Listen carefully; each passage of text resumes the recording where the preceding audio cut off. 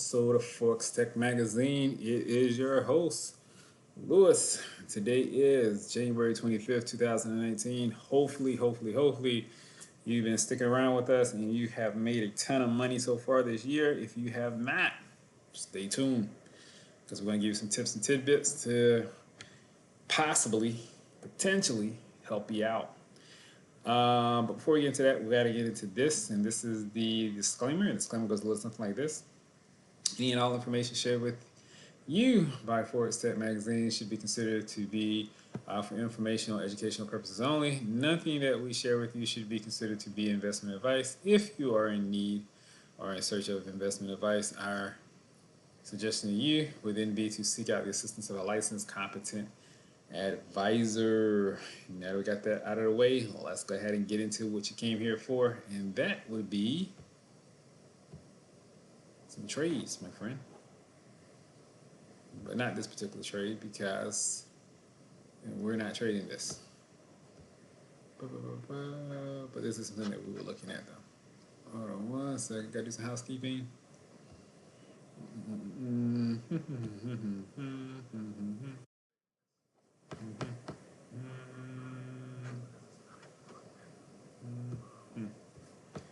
Alrighty then.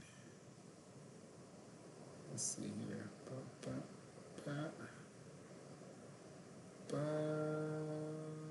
Okay, cool. All right, so now looking at this particular trade here, this is the Euro CAD. This thing looks crazy, but what we are trading, what we is trading. Let's start from the bottom, work our way up to the top. Great British Pound is $1 zillion. This is one of the trades that we're in right now from the other day, right? This is our A, this is our B, and then our C was here. We got in over here, right? Price went up, looked like a genius. Price fell down. Price went back up again. Still looked like a genius. Price went down. Started to doubt ourselves. No, I'm just joking. But you see over here, price hit this level of support, right? It was kind of a level of support that we saw that price respected before, prior, right? So even though we got in here, we saw price go up and hit that level of resistance, right? We talked about this, that these are U-turn points in the market. Whenever you see these support and resistance lines, and these are something that we drew on here prior to kind of be aware of where some potential U-turn points in the market are. I haven't drawn these as much as I've done in the past, but I need to start making sure that I draw these more because they're very relevant and it helps give you a little added layer of assurance when you're going into these trades to let you know, okay, hey, I'm on the right track. It's just some stuff that's kind of happening right now. Let me be patient. And also, too, it gives you a good place for your take profits because there's another thing I talked about, too, is go ahead and put our take profit up here somewhere, right? Initially, right, because we knew what was going to happen. The part of the process is the price goes up, it's going to hit the resistance, and then it's going to pull back, right? So there's an opportunity to make some money there, right? And then what we said was going to happen is that after it hits it again, it's going to try to push through it, right, before it takes off.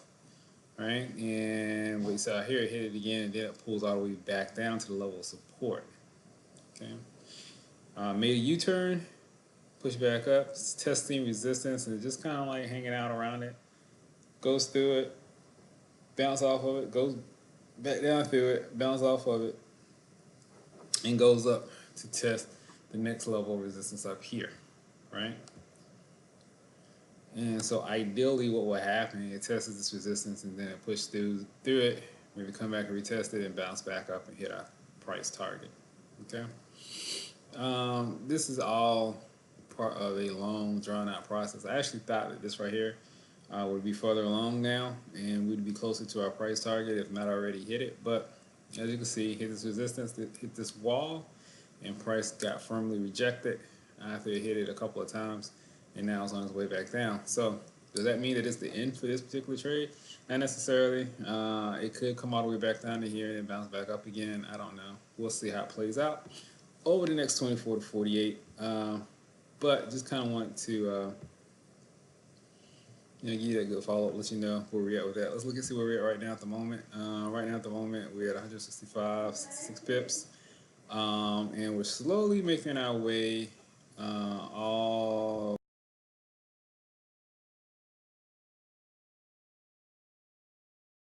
slowly making our way all the way back up. Um, what we need to do, like I said, we'll see how this plays out. I mean, yesterday I think we got up to like 240, 260 some pips, something like that. It's a pretty good number. We're gonna have to get back up to there and plus more before we hit our target. But you know, 1100, 1200, whatever. That's not bad for a week's worth of work. Where all you really had to do was 20 minutes of work, if that, just to find a trade. So anyway, let's get to the next one, which would be Great Britain Pound, Canadian Dollar, AVC bounced off that support resistance line, came back up. This is the buy signal to get in. Boom. Let's see, did this one hit? This one came close, did not. I'm not actually in this trade, but for somebody who was in this trade, I mean, this is one of those, okay, you know, easy way to make some money here type trades. Almost hit, but it didn't. So if you are in that trade, probably next 24.48, it should.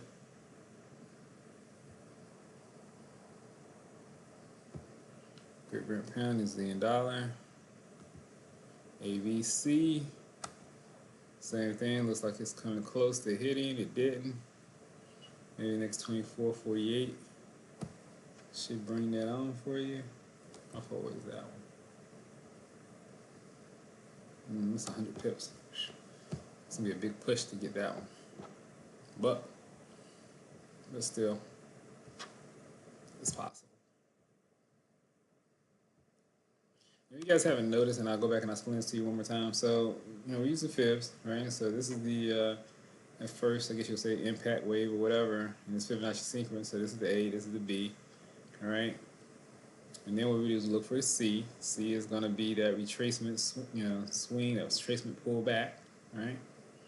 Look for that swing low, which is just going to be here, all right? And then we notice that when you have a swing low, you also have a downward trend because price is pulling down when you're pulling back, right?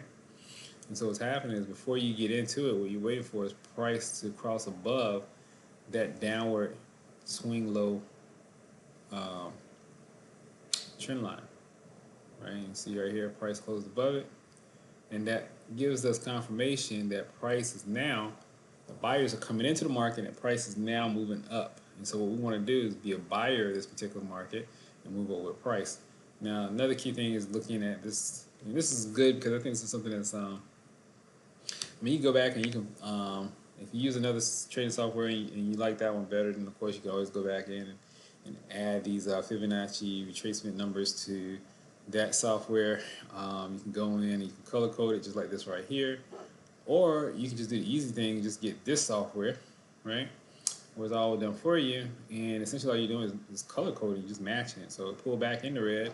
So our D extension, we're gonna look for it to be here in the red, right? That's all we're doing, right? If it pulls back in the red, then we're looking for the extension to be in the red. If it pulls back to the purple, then we're looking for the extension to be in the purple. If it pulls back, or the blue. If it pulls back to the green, then we're looking for it to be in the green. That's all we're doing. Nothing more, nothing less, all right?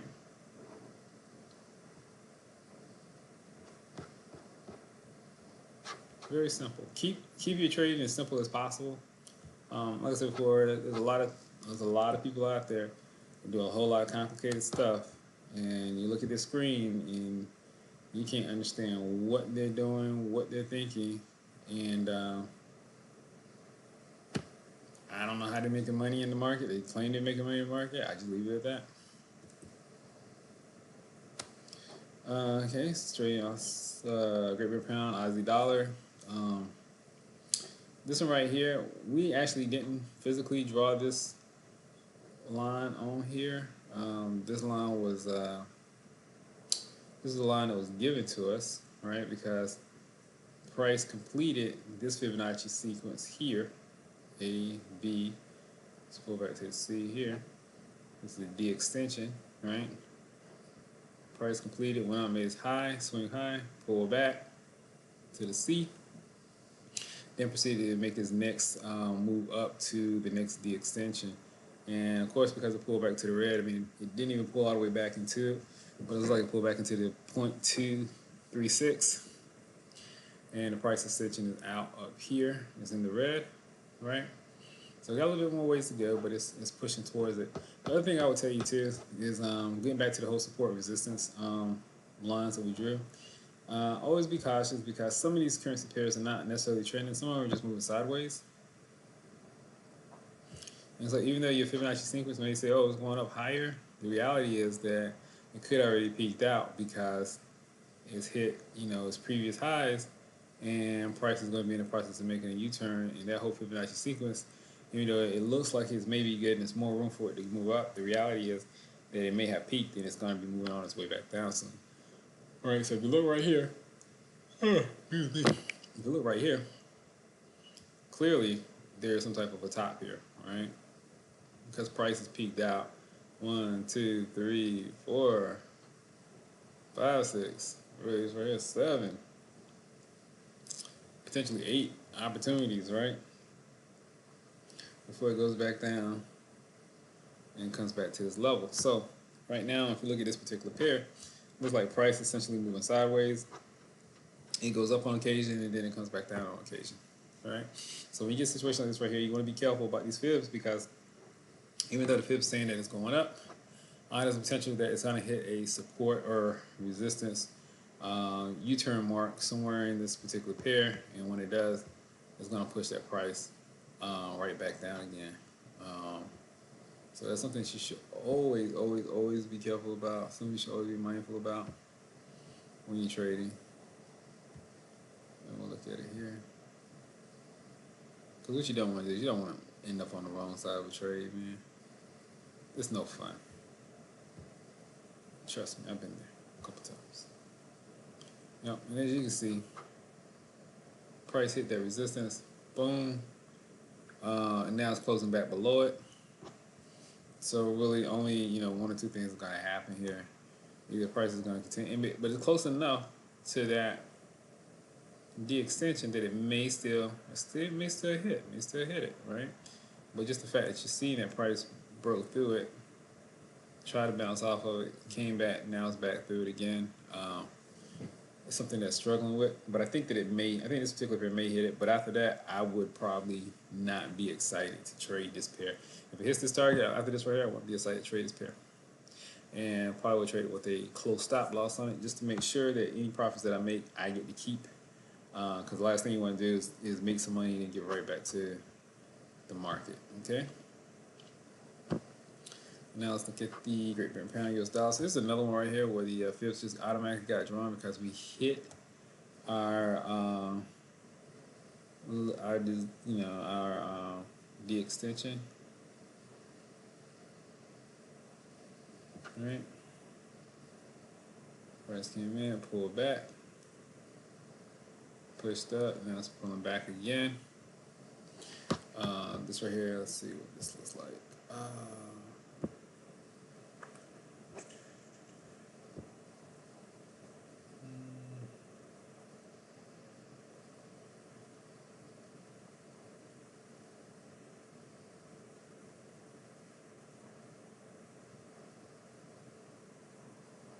Yes, it's another one. I mean, you had some choppy areas with this one right here, so it's another one you gotta just be kind of mindful of. There is some. Sorry, excuse me, folks. There is some room for it to move up, but I'd be cautious. This right here, just because you're hitting some areas of resistance, and if you look right here, I'll put this in. It's gonna bring up everything back, but okay. All right, so you see this area right here? There's a big area of support. Boom, boom, boom. Price bounced off of it a couple times, and if you look over here, price bounced off over here, on it here. Price bounced up and hit it here. Price bounced up, try to stay above it, but really cutting here, and now you're right back testing it again here. So big area for caution. Be careful trading this particular pair. Um, it could go ahead and reach out. I don't know if it would though. That's the honest truth. Yeah, I'd just be cautious trading this right here. I mean, there's other pairs that you can trade that's a lot better, give you a lot better opportunity than this right here. Be careful. That looks scary. Okay. What's the next one? And the reason why it looks so scary is because you're hitting some major U-turn points with these particular pairs, and I think that it's just Great Britain pound has been doing good for the last couple of weeks, but I think that it's come off the lows as it should have, and you know, it maybe run out a little bit of steam, or the market may just want to be getting ready to test it to see if it was really serious about being on a it was really serious about being changing direction. All right, this rate is a Great Britain. I'm sorry, not Great Britain. This is the U.S. dollar, Canadian dollar. All right, so essentially we were on a downward trend, and price has crossed over, and price actually has went through and penetrated our A. So that means that this downward trend is no longer relevant, right? Um, but it still kind of like a muddled mess for the most part. So if we look at this right here,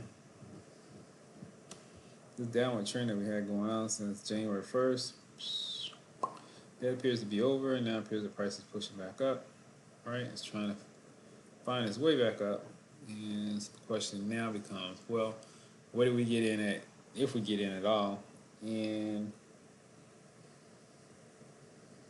you know, what do we trade? Are we buying? Are we selling? What are we doing with this market? For this particular market here,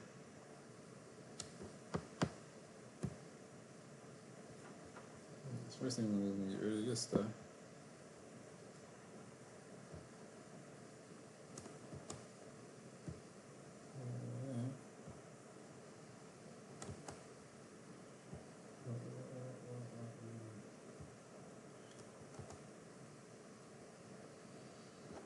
All right, so a couple things you can do. You can come in, you can put your fibs on.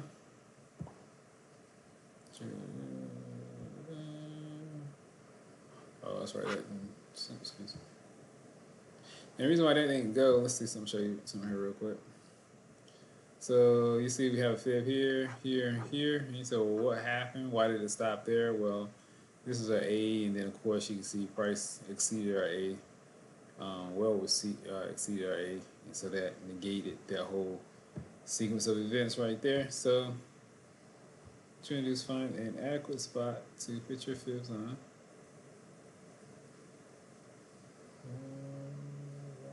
Once again, it exceeded it. And what I'm doing right here, folks, is I'm just using the Fibonacci tool. All right, it just makes it easier for me to trade. So therefore, I'm not out here trying to figure out where I should be starting from. I let the technology do all that for me, and I just get in and I just trade. So this uptrend remains intact, then it looks like the D extension should be all the way out to here, which is at 142. So that's how many pips? Drum roll, please. So it's 906 pips potentially, or 898 pips potentially. Maybe, you know, we'll see. But where we're at on the hourly chart. We find our low.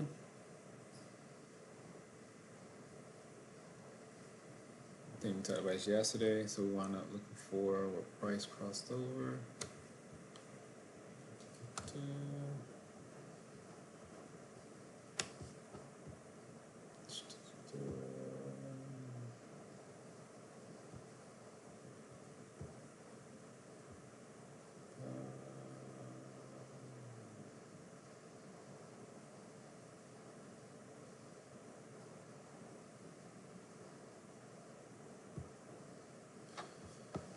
Let's see here.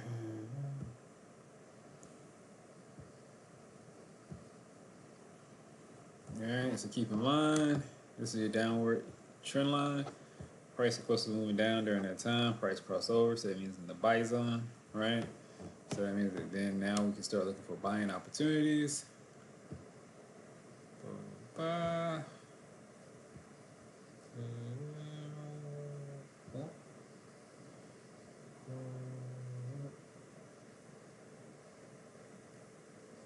So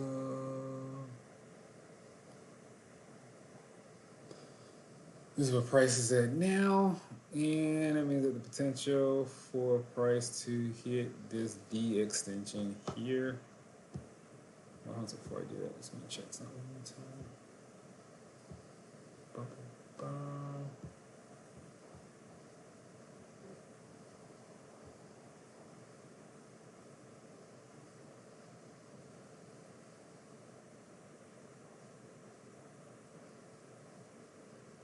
It's pretty much the same thing. All right.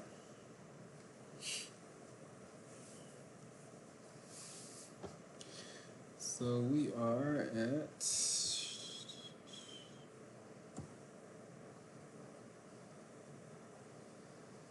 86 pips.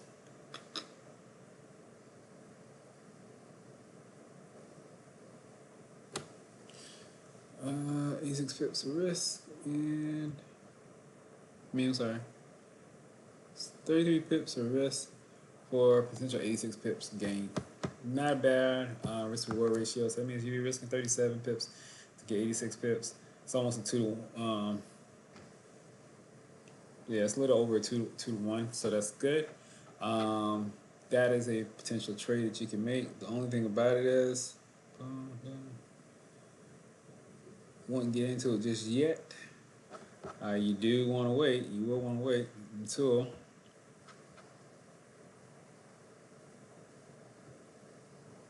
price is at an opportunity to get over into. So you want to wait till price crosses over, right? This downward trending line until it crosses over into the buy zone, and once it gets into the buy zone, then you can buy it as it pushes up to the extension. Okay? And it should work exactly like that. No, I'm joking. Of course, it never works exactly like that. But they just give you an idea of what we're looking at towards opportunity in the market right now at this time for this particular pair. All right? So it does appear that it's going to make that U-turn. It's going to start making up. Now, this could be a minor retracement, right? Given the fact that this thing has been had a huge sell-off since January and it's beginning to pull back. But the one thing for sure, you never know 100% with certainty.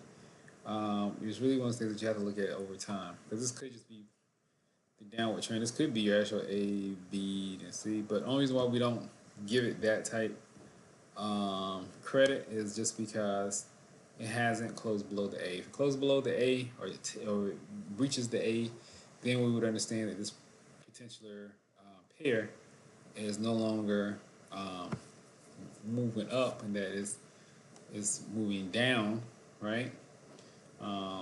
It's pulled back. What's that? To the 50.50 retracement, which is not really a Fibonacci number. It's more of a gain number, but it's pulled back. And so the thought process would be that this is a good area for it to push back up. Not really impressed by the candlesticks here, the movement that we got pushing back up. So it could, like I said before, it could just be a little bit of exhaustion in selling where, sellers just kind of capture some profit from this big sell-off and buyers not really coming back into the market. Once again, more probably within another 24, 48 or something like that, looking at this particular pair. So that way you can decide whether or not it's something you want to engage in as far as with trading. And what I was just doing right there was just looking at some potential setups. And like I said before, not even recommending getting in and buying right now. Price would have to cross back over and get into that buy zone before we can give any type of consideration of making a purchase for this pair. At the moment, when you're looking at the risk reward ratio, it looked pretty good. But remember, once it crosses this threshold here, the risk reward ratio is going to be kind of thrown out of the window. Then you have to look at what the new risk reward ratio is going to be, and it may not be as favorable as what we just looked at if you actually trade this pair right now at this particular moment in time. Okay, so anyway, as a hold, it's not a buy. As a hold, it's a potential buy at some point if it can cross over, but for right now, it's a hold. Okay, something we want to look at and watch. This is one right here that we've been stuck in forever. You know, it seems like, man, I just like want to pull my hair out. And as you can see, I don't have any hair with this particular pair. The cool thing is, though, it looks like we found a bottom here. It looks like we found a bottom over here, too. But then we didn't and crashed back through. We just kind of walk you through a little bit. On this particular time frame, or this particular day or whatever, we're waiting for the report to come out about the unemployment rate and the employment numbers for the Aussie dollar. Of course, it came out favorable and it pushed this pair up, and it looks like we were about to recover everything and look like heroes, like the hero that we are, and go up and hit our take profit, right? But then, of course, some other information had to come out, as it always does, about about mortgage loans and the interest rates being charged on mortgage loans, and that increased. And of course, you know, interest rate increase, it acts as a drag on the economy. And if you're increasing now the interest rate on a mortgage loan, that means that you probably have an overheated housing market. And what better way to cool it down by charging people more money to borrow money to purchase a home? So essentially, and you know, housing is a big driver in any economy because it puts so many people to work, and it's also a good sign that people are gainfully employed and they're spending their money. Such a big ticket item. You know, you're gonna have those people locked in there for a couple of years making those payments. Then not only that, having to go in and buy other big ticket items like refrigerators, stoves, and making repairs and all that stuff. So once again, it's one of those things that helps keep the economy and the folks in it gainfully employed. And when you slow it down, then you definitely trying to would be potentially slowing down your economy and your market. So anyway, by them putting the brakes on the housing like that, the increase in interest rate, you know, the market just like just went straight through it. But the cool thing is, because we had some other little areas of support here previously, right? Price went down, bounced off those areas of support, right? And it held, thank goodness, right, really well. And price is now pushing back out and push up from this. It looks like a pretty weak push. So don't know if we get too excited about it. It's still gonna have to go back through this previous area of support, and sometimes that can turn into an area of resistance. But if it's able to make it through there, then we got clear skies, because it should be an open shot then back up to our take profit, which is up here. Okay? This purple line, this doesn't really mean anything. This is just me just marking some areas on the market. Okay. Anyway, guys, that is it for me for today. I hope you guys enjoyed it. Hopefully, you know, you got something out of it. The big takeaway I can tell you right now is just be mindful of where we at with these levels in the Great Britain pound, because we're coming up on some pretty heavy resistance there. I would encourage each and every one of you that if you're not using your support resistance lines on your charts, to go ahead and start marking them off. If you don't know how to do it, there's a lot of good information out there on the internet. You can also check out stuff from our site. You can check out stuff off our YouTube site.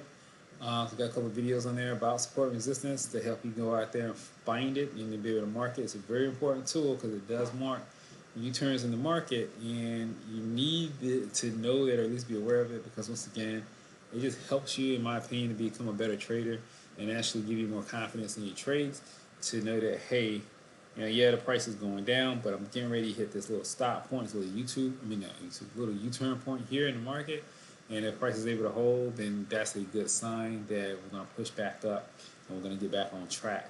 Because right now, this thing right here is off track. And then also, too, the ABCD pattern. If you're not using the ABCD pattern, then what are you doing? Don't make trading harder than what it has to be. Trading can be a pretty easy thing to do. My opinion, trading is pretty boring.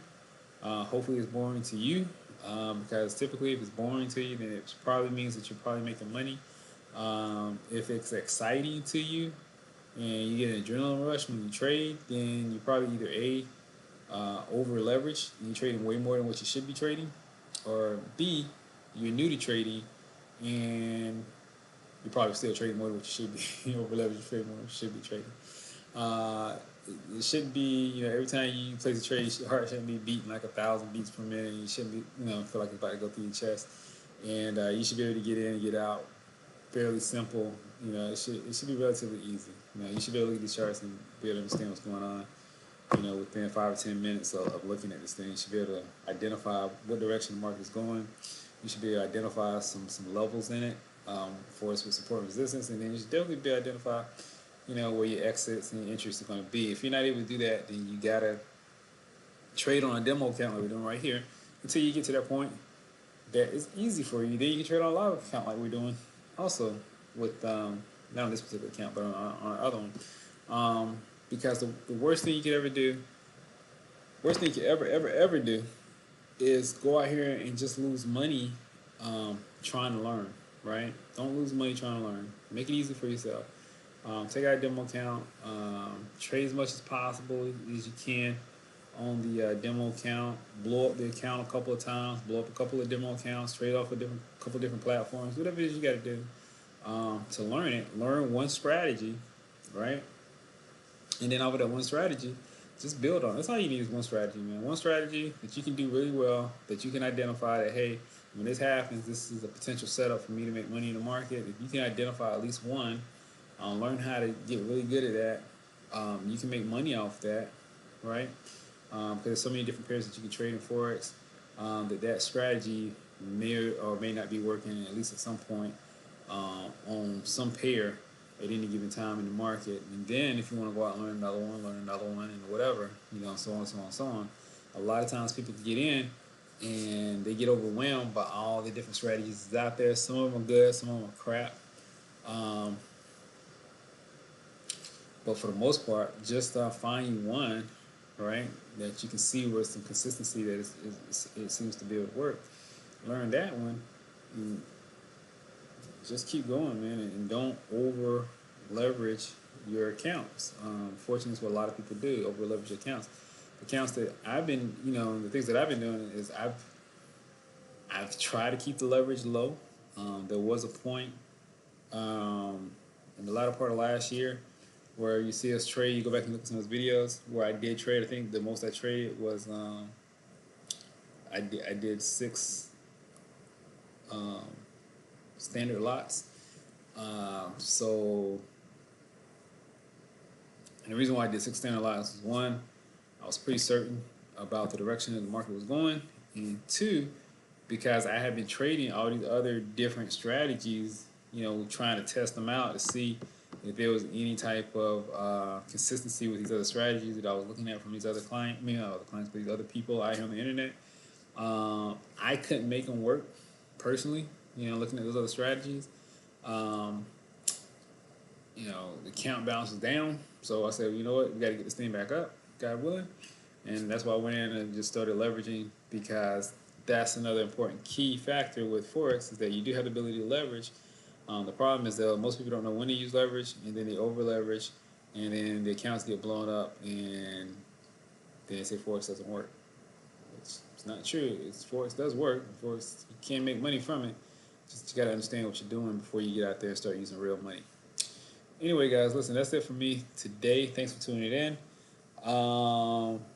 As you know, we got the weekend coming up, so I won't be here tomorrow. So I won't see you another 24, but I will see you in about another 72. So 48, 72, whatever. See you Monday. Let's keep it simple like that. All right. Anyway, God bless you. Hope you guys have a enjoyable, profitable day, and hope you have a really great weekend. And look forward to seeing you Monday. Take care.